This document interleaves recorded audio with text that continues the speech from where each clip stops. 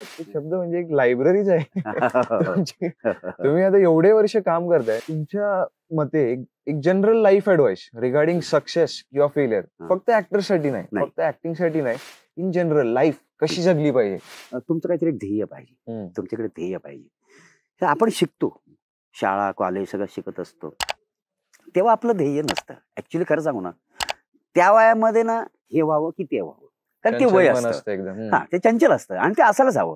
कारण तीच तर गंमत आहे ना लाईफची. असं त्या वळणावर यायला हवं. आपल्याला आपण ठरवून कुठली गोष्ट होत नाही.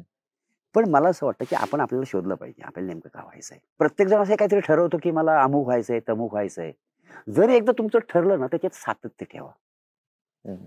एका दगडावर पाय ठेवायचा.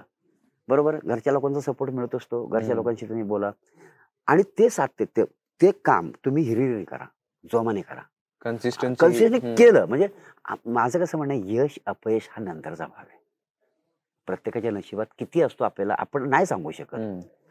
पण आपण प्रयत्न कमी केले तर आपल्याला तेवढं यश मिळेल किंवा नाही याची गॅरंटी देता येत नाही. जर तुम्ही जर मागे बघता लाईफकडे कसं वाटतं सर? म्हणजे ते दिवस आठवत असतील की आपण कुठे होतो आणि आज कुठे आहोत, कसं वाटतं? दिवस आठवतात पण